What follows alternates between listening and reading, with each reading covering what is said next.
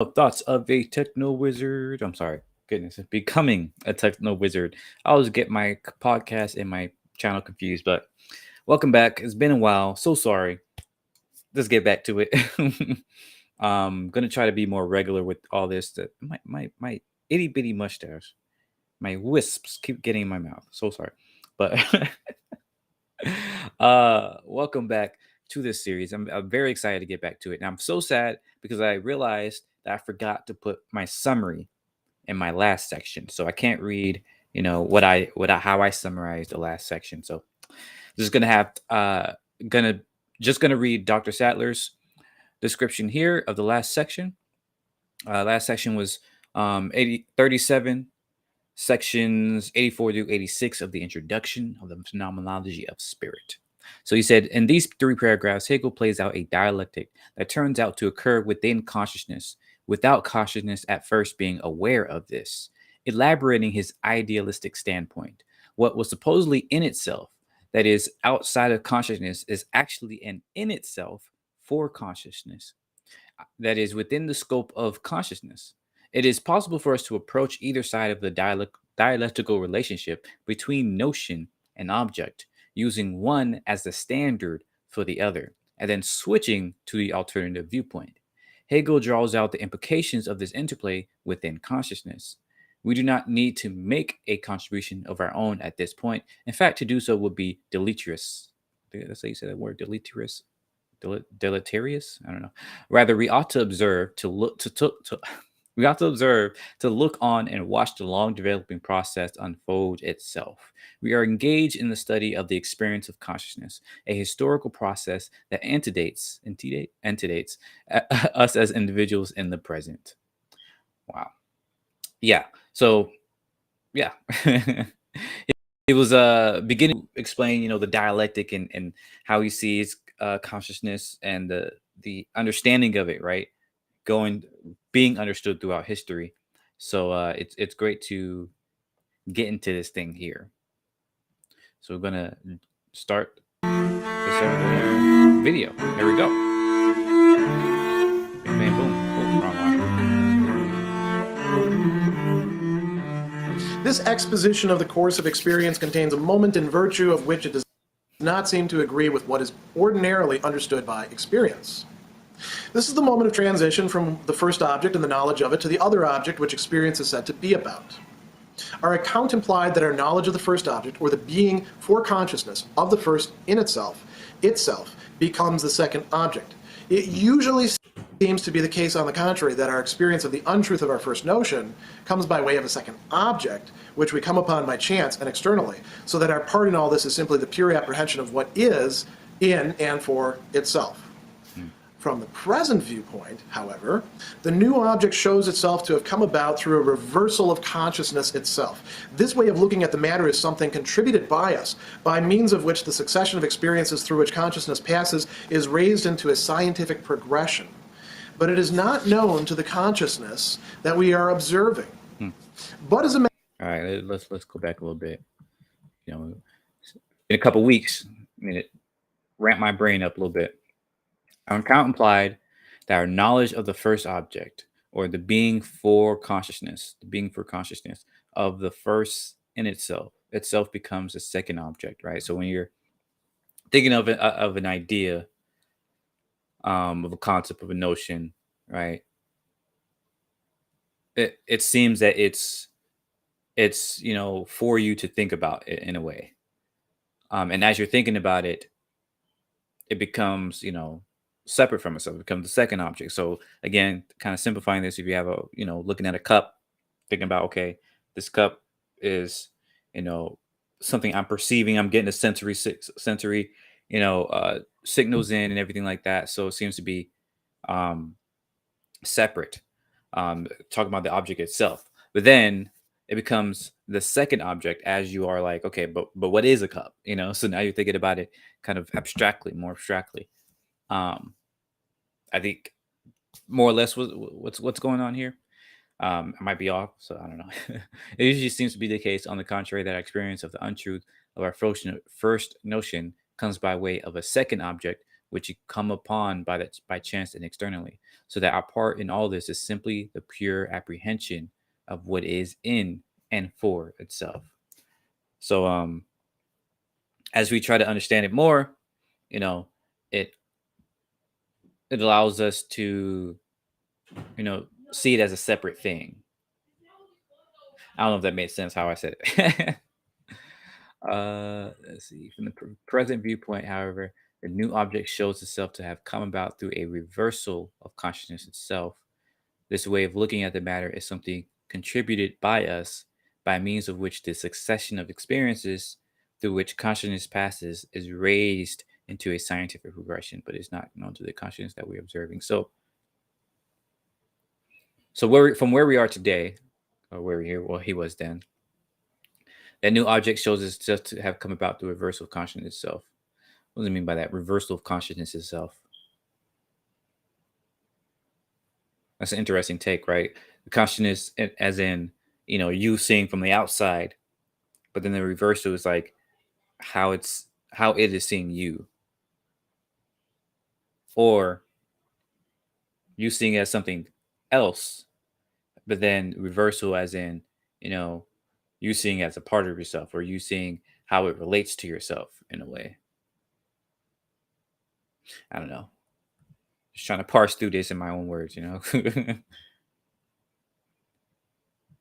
Let's see. Let's get to this. Matter of fact, we have here the same situation as the one discussed in regard to the relation between our exposition and skepticism.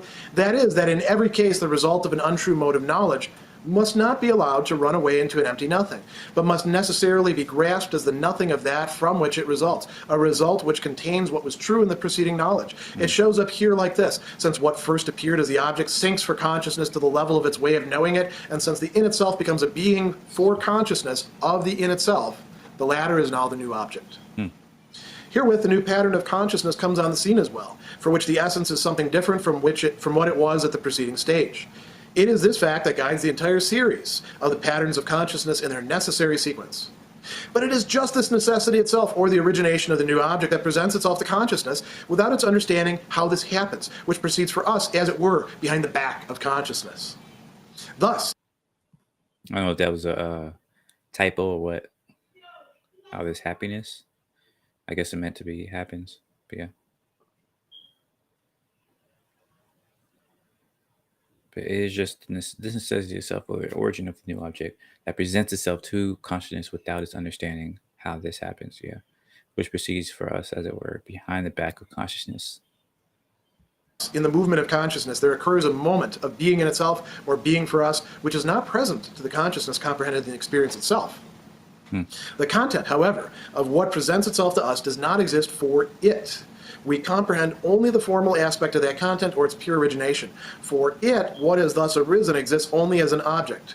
For us, it appears at the same time as movement and a process of becoming.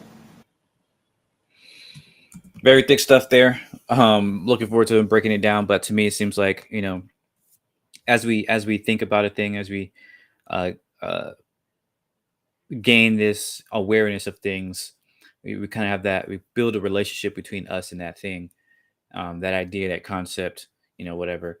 And this relationship is an active activity, right? It's sort of a process. And maybe I'm only thinking about this because I've recently been getting more into or hearing more about, how people today, philosophers and scientists alike, are seeing the world more as systems, as processes, as relationships. And I heard about process philosophy a while ago, and it's crazy. It's coming back in. So I'm kind of seeing it from that lens now. It's just funny how like your mind kind of automatically sees things through a different lens every time you watch something, which is another reason why I like doing this live, uh, just to share like the different ways in which I'm looking at this, as I'm learning stuff behind the scenes. But yeah, it's right there. However, what presents itself to us does not exist for it. We comprehend only the formal aspect of that content, or its pure origination. For it, what has thus arisen exists only as an object, right? So it seems like a separate concept for us. Then it appears at the same time as movement and process of becoming. So it seems as a separate object, a separate concept from us. But then as we relate to it, as we think about it, as we, try to understand it, we see the concept itself kind of moves, right? It kind of shifts, similar to, again, the cup. You can think about it. What's a cup for? Um, what is it? What is not a cup? What's the difference between this type of cup and a different type of cup, or cupping my hands versus not, or using a bowl as a cup? Then so your idea of the cup kind of changes and manifests as you think about it. And granted, that's a very simple example to use, maybe overly simple. Better one might be thinking about like what he uses all the time: freedom, or justice, or society, right? Like these concepts in and of themselves are um, inherently ambiguous. So as we think about them, they change in our minds, right? They update, they shift according to our lens, our thoughts, how we see that thing, our knowledge, and everything like that. So yeah, it's very interesting how these different things can change as we're thinking about it, kind of in that process of becoming. I really like that phrase. Has thus arisen exists only as an object. For us, it appears at the same time as movement and a process of becoming. Section 87 is the last very long and particularly dense, as far as what's going on in its section in this introduction to the phenomenology of spirit. So you'll probably be happy to hear that it's in some ways not exactly smooth sailing, but it's at least downhill from this point on to the last two sections. Something is going on here that's particularly important, that a lot of people bring up as objections to Hegel when we're talking about idealism. And if you interpret Hegel in the wrong way, there is an almost claustrophobic sensation, at least for myself, that you tend to get from his fairly crabbed writing and prose. The entire thing seems to be one big system closed in upon itself. And we say things like, well, what about my experience? What about particularity? What about, the possibility of something new coming on the scene? And the answer seems to be, well, no, everything that's going on is just this process that's happening within the one world spirit, which is consciousness. Here, Hegel is talking about the course of experience, Erfahrung again, how we encounter things. And part of what's going on in experience is encountering something new and coming to terms with it. And we're worried here in this section about whether we really are, in carrying out a phenomenology, especially not just a phenomenology of awareness, but a phenomenology of history and historical development of consciousness, whether it really constitutes something that provides us with science, something that shows us necessity and some sort of clear reason for things to be the way that they are. That's a serious concern. So let's see what he says. The exposition of this course of experience contains a moment in virtue of which it does not seem to agree with what is ordinarily understood by experience. He's addressing one of the complaints that people would be making about what he's saying. He says, this is the moment of transition from the first object and the knowledge of it. So what we've been just discussing here before, I've sort of abbreviated our little schema. We've got consciousness, and of course, let's put it in there. Consciousness knows that it's involved in this process. There's a recursivity there, a reflexivity. Now we got that, right? And consciousness is consciousness of its own knowing of its object. Consciousness reaches out to its object. So he says, our account-implied knowledge of the first object, or the being for consciousness of the first in itself, itself becomes the second object. So we've got this transition that took place, and we talked about that as being experience. We start with something, and then as we realize that it's actually for us and that we're involved in the process, that the way in which we conceive of it has some effects on the object, consciousness is able to expand itself out to this second object. And the second object is the nullity of the first, as he says. So he says, it usually seems to be the case, though, on the contrary, when we're talking about experience, that what we're dealing with is contingency, Zufall, chance. We encounter other objects, but we don't do so necessarily like this. We encounter things that are really other objects. I'm friends with somebody, and I place my trust in them, thinking that they are, a completely reliable friend. And then as time goes on, my experience shows me that they're not. But what may actually show me that is somebody else who turns up on the scene and actually shows me what a friend is. And I can't predict that. I can't sort of say, well, down the line there will be this other person, because that would already be within consciousness now, wouldn't it? What happens to us is we experience other objects. You think you don't like a particular kind of food, and, well, a great example. I used to think that I didn't like lamb. It turns out I love lamb. I just don't like lamb that's not well cooked. Yep. Every lamb that I had for a long time was poorly cooked. I don't know who was doing the cooking of it. I can't really remember, but it tasted horrible. I was like, I don't know how people eat this sort of thing. And then, by chance, I was invited to an Easter where somebody was serving a lamb, and I was like, oh, what am I going to do? That's the main dish I like to eat. I'll give it a try. And then I was like, this is lamb? Oh my gosh, this is so wonderful. Now, was consciousness setting things up behind the scenes? It seems pretty implausible to say that, doesn't it? Well, Hegel is actually going to say that. So let's go on. He says, the second object we come upon by chance and externally. So our part in all this is simply the pure apprehension of what is in and for itself. It seems like there's this whole realm that's outside of us, and it just sort of happens, and we're observing it and participating in it, to some degree, and that's what really produces experience for us. Well, he goes on and he says, from this present viewpoint, the viewpoint that we're developing here, the new object shows itself to have come about through a reversal of consciousness itself.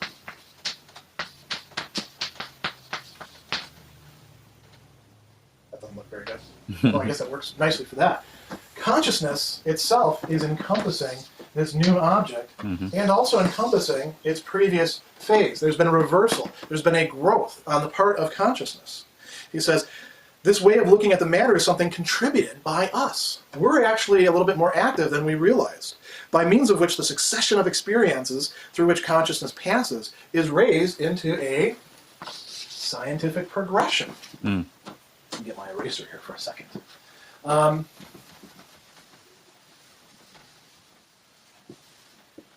This process of moving from one object to the next and of moving on from one consciousness to the next is a scientific progression. That is the experience of mind, of spirit, of consciousness through time, through historical development, through finding one thing, working with that for a while, then finding something else and working with that. It appears like this comes to us just from the outside, just from chance. But in reality, when there's a dialectical process going on, Hegel's not denying that some things do happen by chance, that some things are external to each other. There's all sorts of nonsense and BS that happens, all sorts of noise.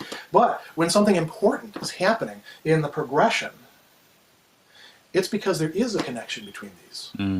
He says, the succession of experiences through which consciousness passes is raised into a scientific progression, but is not known to the consciousness that we are observing. Now, what is the consciousness that we are observing? Or these two consciousnesses?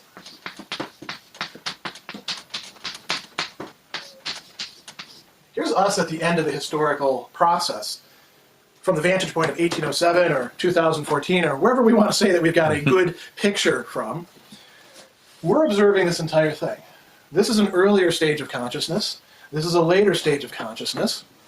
Neither one of them are entirely conscious of what is actually transpiring here. Only from the perspective of a finished progression is it possible to look back and say, yes, that had to follow, and it did so by bringing in something new, which then was incorporated into this.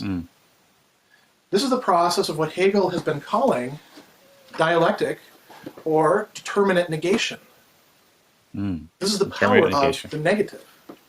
So he goes on and he says, as a matter of fact, we have here the same situation as the one discussed in regard to the relation between our exposition and skepticism, that in every case of the result of an untrue mode of knowledge, previous stage, must not be allowed to run away into an empty nothing, just, stay, we can't go anywhere, or it just falls into nullity, or it turns into vanity.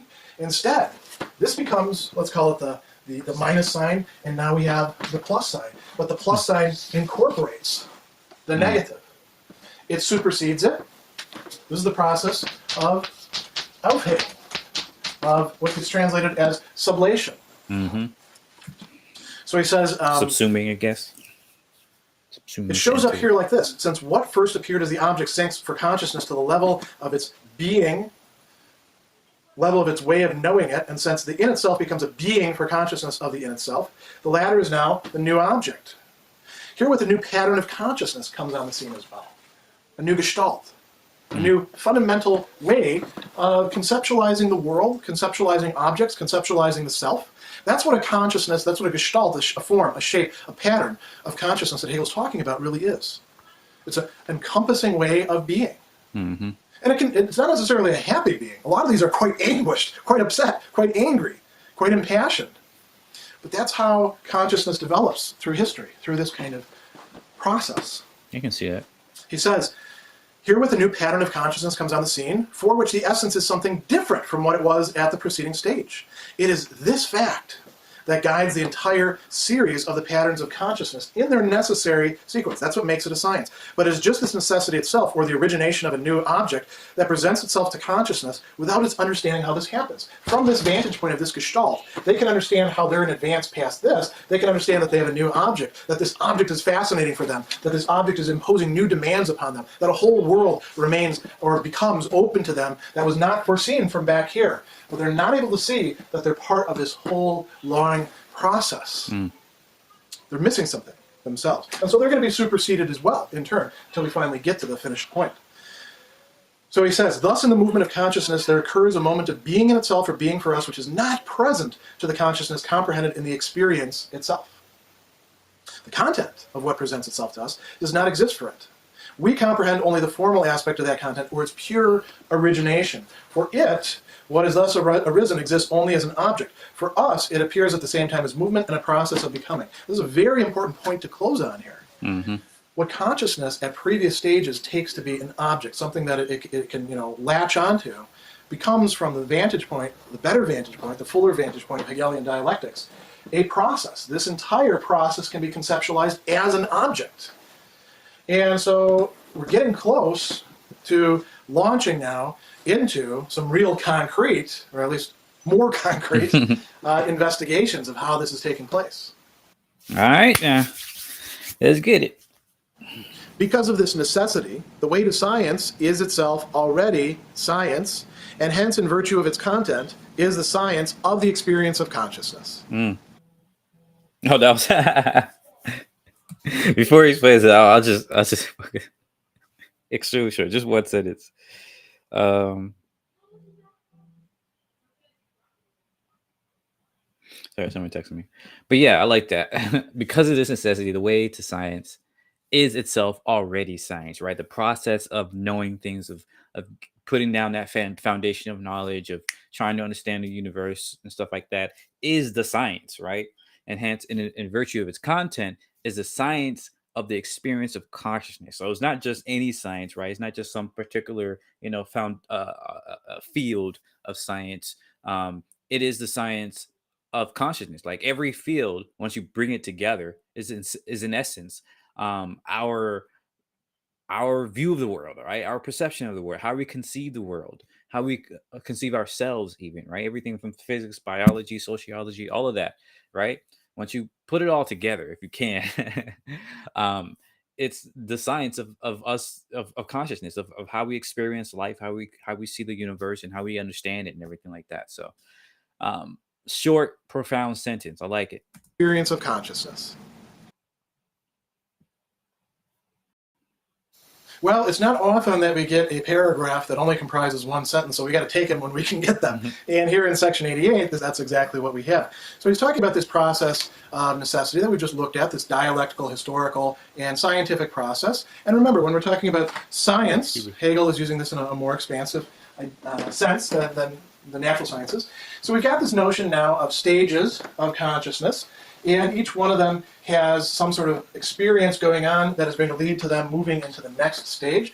And we can now chart this out. Now that we're equipped to actually look for it, once we actually have some insight into the historical process, not just on the basis of history, but on the basis of what it is to be conscious, we're able to start seeing these important points of transition. And that's leading us, as he says, on the way to science. Here's where the passage gets particularly interesting. The fact that consciousness is now observing this way to science all the way to this endpoint where it's been achieved, means that we're already involved in a scientific point of view.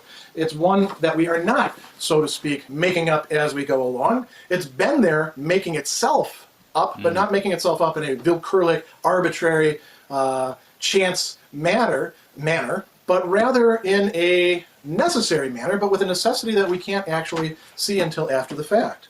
So he says, hence in virtue of its content, the way to science is the science of the experience of consciousness. It's already science itself. We're already, whether we realize it or not, at the endpoint. Awesome. The experience of itself, which consciousness goes through, can, in accordance with its notion, comprehend nothing less than the entire system of consciousness, or the entire realm of the truth of spirit. For this reason, the moments of this truth are exhibited in their own proper determinateness, that is, as being not abstract moments, but as they are for consciousness, or as consciousness itself stands forth in its relation to them. Thus, the moments of the whole are patterns of consciousness. In pressing forward to its true existence, consciousness will arrive at a point at which it gets rid of its semblance of being burdened with something alien, with what is only for it, and some sort of other, at a point where appearance becomes identical with essence, so that its exposition will coincide at just this point with the authentic science of spirit. And finally, when consciousness itself grasps this its own essence, it will signify the nature of absolute knowledge itself. Which might not ever get there. How does this entire process attain its end? How does it get to the point? How does it terminate? Well, that's where he's actually going to talk about, not just at the very end of the book, but here at the end of the introduction. And so Hegel tells us that consciousness, at least from the vantage point of the present, is able to have this experience of itself. And he doesn't just mean, getting to know yourself or something like that. He means being able to have this panoramic and systematic view of the entirety of what's important in world history. And world history is the history of consciousness in the world, in its essence, as it develops itself in different times and places, and develops by growing, by incorporating, sometimes also by destroying. As he says at one point, history is a slaughter bench. So he says, this experience of itself with which consciousness goes through can, in accordance with its notion, its begriff, its concept, and that's going to be key here, comprehend nothing less than the entire system, another key term, system of consciousness. So to truly have self-awareness is not to be isolated by oneself as a single subject. It's to realize oneself in relation to the totality, to the whole. And Hegel thinks that we're, fortunately, at a vantage point where this becomes possible. Previously, people thought that they were engaging in this, but they weren't truly grasping the universal as such. So he says, this is the entire realm of the truth of spirit. For this moment, the moments of its truth are exhibited in their proper determinateness, not just as abstractions. So, I want to pause here for a second to say something about what we're going to be doing as we go through this. He stresses that these determinate moments, these patterns or gestalten, these stages of consciousness, are not just abstract moments. So, when you think through them, and when we're going through them, you want to try to imagine yourself as fully as you can into them. You want to, in a certain respect, try not to look way ahead to where it's going to get to, and focus just on what we're actually looking at the time. That's doing good phenomenology, so that you can feel its full impact, so that you can feel the anguish that's involved, the sense of despondency at certain points, and also thereby, when there's a breakthrough, feel the sense of triumph that comes with that. That's to really be engaged in what we call the history of ideas. Oftentimes when we talk about the history of ideas, people think we're doing this very abstract thing. No, we do this, those of us that are engaged in this, because those ideas are living, because they're vital, because they cast a kind of luminosity into our own lives, even in the 21st century. So, real quick, just imagine, if history was taught like this, right? Where, and not even getting to just full philosophy side, but just the history, right? Where instead of just, here's the facts and figures, or here's what happened in 1916 or 1780, 16, whatever. Like, imagine they tell a story of what it felt like to live in that time, right? Like, there's in the 1600s, right? In Africa, there is this growing movement where, or this growing event where you had all these nations and kingdoms, for instance, and then suddenly you had these, European folks coming in. You started hearing stuff on the grapevine about what's going on there, but you're just going about your life. You're not really understanding what's happening. You're not really caring like that. If you're in West Africa, for instance, you had all these kingdoms, the Benin, the Yoruba, the what you call it, Binsu, I think it's called. I was just reading about them the other day. You're just chilling, right? um, then you start hearing, oh, the Portuguese coming in, they want to trade some guns and anything like that. Your Smith friend down the street, they were able to copy these guns and make a perfect prototype, but the elders are going back and forth whether or not you actually want guns, because it just this it's more violent than your traditional this that. So you can paint a picture of what it's like to actually be there, right, in this time. And of course, now we know vaguely, like we know, oh man, this is setting up something, right? You already know it didn't go well for them, right? But you don't know how it went down, right?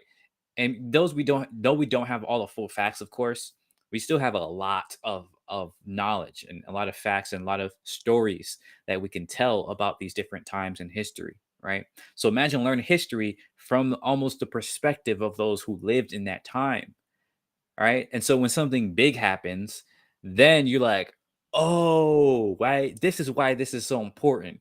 This is why this changed the world to this extent. This is why this was so crazy, right?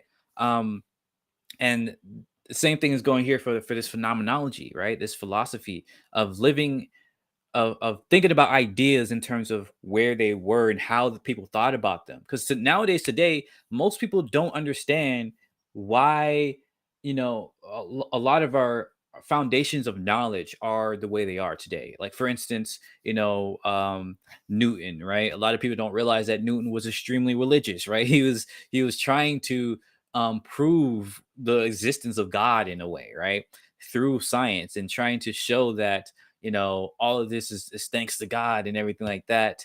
But he was kind of going through this struggle. Same thing with Darwin, right? Like he was trying he was trying to he was struggling with his science because it was going against the modern at the time understanding that God created everything, and he created animals and created humans, and they were disconnected. And so when he started saying, oh wow, wait, this is weird, right? This might show that we came from some other animal, that we are in fact just like these other animals. I don't know if I want to get into this. So he struggled for years to even share a lot of his findings, because he was really worried about his own faith and what the church and what other people would do to him, right? And even after he came out with it, most people didn't want to believe him at the time. Most people did not want to believe him. It took years, if not decades, before people really started to get more into it, especially as other people start discovering these same things and verifying his studies. So it's so important, right, that we delve into these things from the perspective of these people from of history. Oh, got somebody in the comment. Sean, welcome. Says, I agree. One of my favorite aspects of this book is how each phase of consciousness is presented as it understands itself. It's really hard to imagine how Hegel pulled that off, honestly. Yeah, I'm very excited to get into all that, man. I'm very excited. I'm taking my time with it, but yeah, it's seeming like just how he's setting up the preface and the introduction. You can see that he's building all this um structure for that what you're saying there. So yeah, it's amazing. I'm really curious also to see like where he went wrong, or why we kind of don't even think about science and philosophy in this way anymore, right? Or maybe it's just because I'm not in the field, but I'm really curious. It's just a lot. It's a lot. um but yeah, thanks so much for commenting here, Sean. We'll finish this up. That's what Hegel is trying to get us to engage in and enjoy. He says these moments are exhibited in their proper determinateness, not as abstract moments, but as they are for consciousness. How people lived them, how people experienced them, how people thought their way through them. Mm-hmm. or as a consciousness itself stands forth in its relation to them.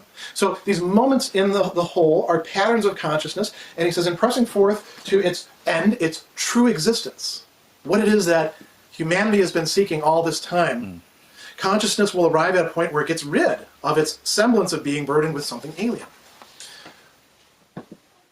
We often look at the things that we're studying as if they're purely external to us, and we bring them into ourselves. Hegel's saying that if we reach the final point, there really is no inner and outer anymore. That means that we also, as ourselves, can't be egotistical and say, I will be the thing that dominates the universe, looking over as consciousness. No, you couldn't adopt that sort of point of view. You could not be imperialistic and be a good Hegelian, although plenty of Hegelians, probably, I guess, weren't good Hegelians, turned it into that sort of thing. So he says it gets rid of its semblance of being burdened with something alien and some sort of other, at a point where appearance becomes identical with essence, which means that appearance is not identical with essence through this entire process. There's an interplay between them, so that its exposition will coincide at this point with the authentic science of spirit.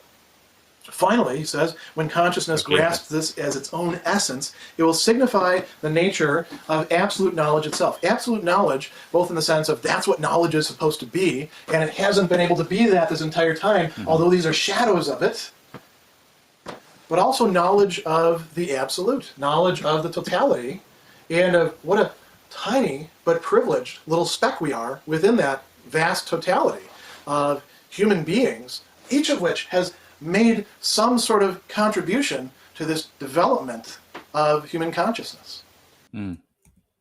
That was great, man. That was beautiful. I want to touch on that last part again, just a little bit. Totality of human beings, each of which has made some sort of contribution to this development of... I ain't go all the way back. But yeah, the part where he was talking about especially how we reincorporate that, right? Like the alien no longer become like the other, no longer is the other, no longer the alien thing. It's something that we realize is just a part of ourselves, right? And I think we're going to find that similar thing. I'm going to go off a little bit of a tangent here, but this is related still. In terms of quantum physics and relativity and all these things, right? I've been making a lot of podcasts lately about consciousness and free will, for instance. And something I see often in these articles talking about consciousness and free will is like, oh, how can we possibly have had, consciousness from, these little bits and bobs, right? Like, how can we have these little atoms and gray matter create this experience of life that we have, right? But the best explanations I found so far, and the ones I've been leaning towards, and I think more and more people are going to lean towards, is the fact that it's not about that it's not really a mystical thing, right? That these small, seemingly simple atoms and molecules and everything like that can create this complexity. I think we'll see that this complexity arises as emergence through interactions, right? So the more that we see how our behavior, for instance, our decisions, our desires, our imaginations, and all that stuff, right, arises from the interaction of different things, of what we experience, of what we know, of how we're raised, of our genetics, of environment, and all this other stuff. The more we are able to document and understand these interactions, the more we'll be able to understand our consciousness, right? What our consciousness is, how we make decisions, why we make decisions, what even is this illusion of free will. And yes, I do call it an illusion. I go on that side precisely because it shows us how we are one, right? We come together with what we think of as the other, right? This is really bad kind of habit today, and this almost very much individualistic thought of ourselves, right? Like we are, our this self agent. We are this one thing, and everything else is out there, and so we're acting upon the world, and we can, we have power upon the world and stuff like that. But many people don't really consider how the world has power on us, right? How our decisions, our desires, all that stuff changes and is molded and is influenced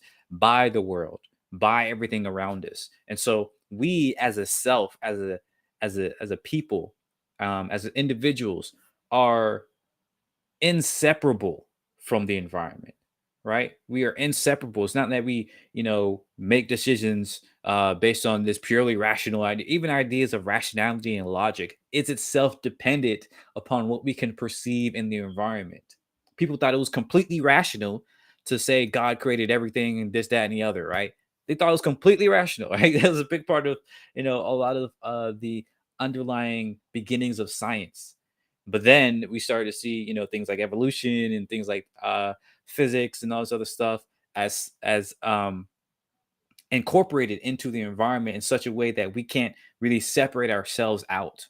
And if we try to separate ourselves out from, for instance, the story of evolution, then it doesn't really make sense, right? It doesn't really make sense who we are or what we are. So all that to say that, like, yeah, like a lot of the things that we see today as these separate things, or a lot of how we view ourselves as these individualistic agents, I think is going to fall to the wayside because we're understanding more and more of how everything, influences us and how everything creates our identity, right? Our very identities are created by how we view the world and how we interact with the world. And so, yeah, man, it's just really interesting what times we live in. So I really hope that we can get into this more and learn that humility that he was talking about, right? Like we can't behave as imperialists, looking upon the world saying, oh yes, we can control the world, we need to master nature, master this, that, and the other. Like, no, we're not mastering anything. Because it at the same time is mastering us. Like, how can you master something that's mastering you? Like, it's we're gonna have to put away those verbiages. We're gonna have to put away those notions. Instead, we're gonna have to see that we are a process, just like everything else, right? We are um an interaction, if you will. Anyways, I go on all day about this, but yeah, this was really cool. Really great section once again, and I was glad to read it, glad to listen to it. As always, let me know your thoughts. Let me know what you learned from all this. Um, be happy to talk in the comments below, and yeah, that's it. Stay updated for the next episode. Hopefully next week. Hopefully I won't skip again because this game is super exciting. I think we're getting into actual chapters, right? Beyond the introduction, sense certainty. Yeah, it looks like that's another chapter. So we're finished. I think this is the last of the introduction, and so we're gonna get into the official chapter one, I suppose. So excited about that. And come back next week. Thanks. Have a great day. See ya. Bye bye. Thank you, Sean, for coming through.